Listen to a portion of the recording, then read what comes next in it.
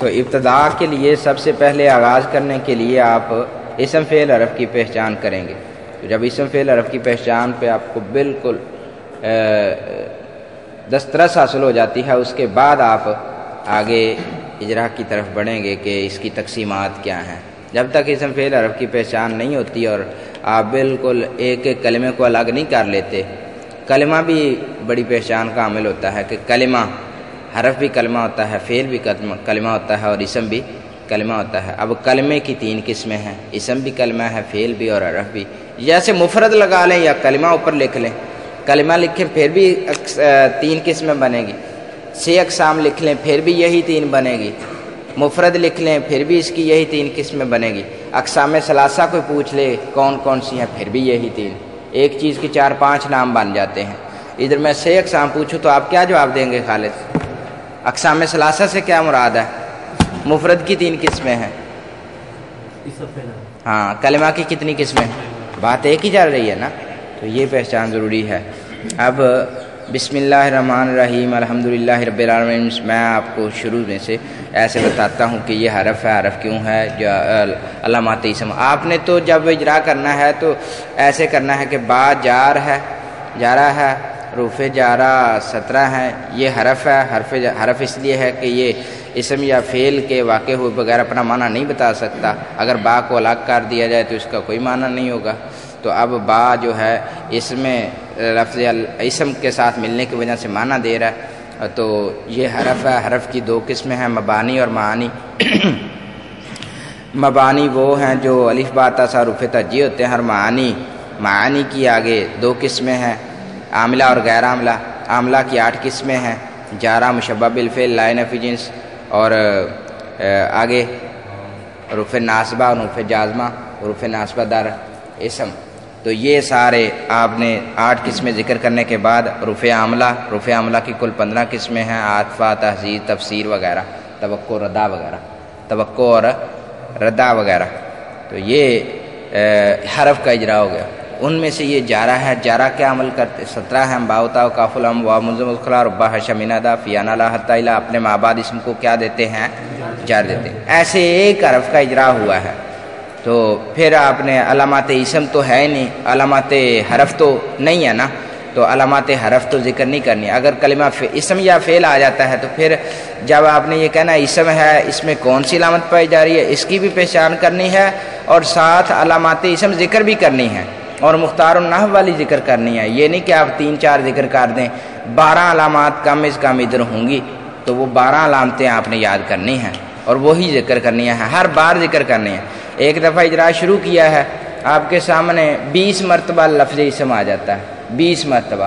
تو آپ نے 20 مرتبہ ہی ہر دفعہ اجرا کرتے ہوئے اسم کا علامات اسم ساتھ ذکر کرنی ہے. مثال کے طور پر لفظ اسم آ رہا ہے، لفظ اسم با کے بعد آنے والا لفظ اسم ہے. لفظ اسم کیا ہے؟ اسم ہے. اسم کسے کہتے ہیں؟ اسم وہ کلمہ ہے جو اپنے معنی پر خود رات کر اس میں تینوں زمانوں میں سے کوئی زمانہ نہ پایا جائے. اس میں 2 علامتیں اسم کی پائی جا رہی ہیں. اسم کی کل 12 علامتیں ہیں، ان میں سے 2 پائی جا رہی ہیں. ایک شروع میں حرف جر داخل ہے، دوسرا یہ مضاف ہو رہا ہے لفظ اللہ کی طرف.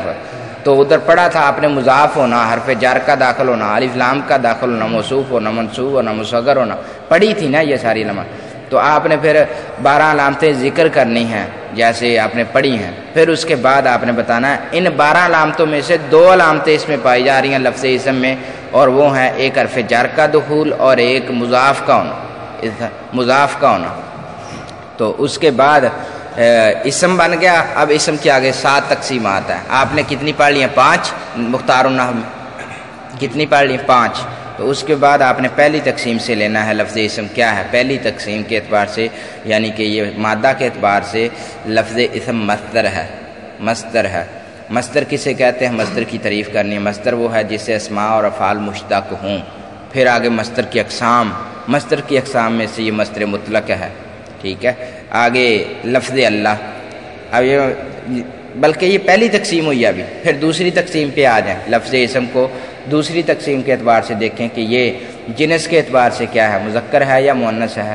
تو یہ اب بظاہر مذکر معلوم ہو رہا ہے، لیکن مصدر کے بارے میں یہ قاعدہ ہے المصدر کالمخنث لا یذکر ولا یؤنث. مصدر مخنث ہوتا ہے اور درمیان والی چیز نام بندہ تے نہ عورت، نہ بندہ تے نہ عورت. سمجھ آ گئی بیٹا؟ مخنث کنوں کہندے نے؟ اللہ اکبر. یہاں علامات تنیث میں سے کوئی بظاہر نہیں پائی جا رہی لفظ اسم میں، تو ہم اس کو کیا شمار کریں گے؟ مذکر شمار کریں. جس میں علامات تنیث میں سے کوئی علامت نہ پائی جائے تو وہ کیا ہوتا ہے؟ مذکر ہوتا ہے. تو تیسری تقسیم تعریف و تنقید کے اعتبار سے یہ معرفہ ہے. کیوں معرفہ ہے؟ مضاف ہو رہا ہے. معرفہ کی 7 اقسام ہیں، ان 7 میں سے ایک ہے معرف بالاضافت، تو یہ مضاف ہو رہا ہے لفظ اللہ کی طرف، تو یہ کیا بن گیا؟ معرفہ. آگے آ گیا وحدت و جمعیت کی تعداد کے اعتبار سے اسم کی چوتھی تقسیم تعداد کے اعتبار سے واحد تثنیہ جمع، تو یہ واحد ہے. ٹھیک ہے، تثنیہ جمع کوئی علامت اس میں نہیں پائی جا رہی. آگے 5ویں پڑھی ہے یا نہیں؟ اعراب و بنا کے اعتبار سے معرب اور مبنی. اعراب و بنا کے اعتبار سے ترتیب چاہے الٹ ہو جائے، لیکن آپ اقسام جتنی پڑھ لی ہیں اس کی تقسیمات وہ ذہن میں رکھیں. اعراب و بنا کے اعتبار سے 5ویں تقسیم کے اعتبار سے یہ معرب ہے. معرب اسے کہتے ہیں جس کا عامل کے بدلنے سے آخری حالت آخری حرف بدل جائے، عامل کے بدلنے سے آخری حرف کی حالت بدل جائے، تو یہ معرب ہے. یہ کیا ہے؟ معرب ہے. اب اس کا اعراب دیکھنا ہے لفظ اسم کا. سارا آپ نے 5 تقسیمات کر لی. آگے 6 چھٹی اور 7ویں رہتی ہے عامل اور معمول کے اعتبار سے. بہت چونکہ ابھی آپ نے پڑھی نہیں ہے، آپ منصرف اور غیر منصرف تو پڑھ لیا ہے نا. معرب اور مبنی کی تقسیم جب حل کرنی ہے تو آپ نے ساتھ یہ بھی بتلا دینا ہے کہ یہ منصرف ہے اور غیر منصرف، کیونکہ منصرف اور غیر منصرف کا تعلق معرب اور مبنی کے ساتھ ہے. معرب اور منصرف اور غیر منصرف پر کوئی الگ سبق کا انہوں نے اسم کی قسم نہیں بتلائی. انصراف بعد میں انصراف کے اعتبار سے بعض کتابوں میں لکھا جاتا ہے، بعد میں نہیں لکھا جاتا، بلکہ مختار النام میں نہیں لکھا ہوا، بس یہی لکھا ہوا منصرف و غیر منصرف، تو یہ لکھا ہوا. تو اب یہ معرب اور مبنی کے ضمن میں ذکر کر دیتے ہیں، ضمن میں ذکر کر دیتے ہیں. تو اب یہ لفظ اسم منصرف ہے یا غیر منصرف ہے؟ جی منصرف ہے. منصرف کسے کہتے ہیں؟ اسباب منع صرف میں سے سارے بولو.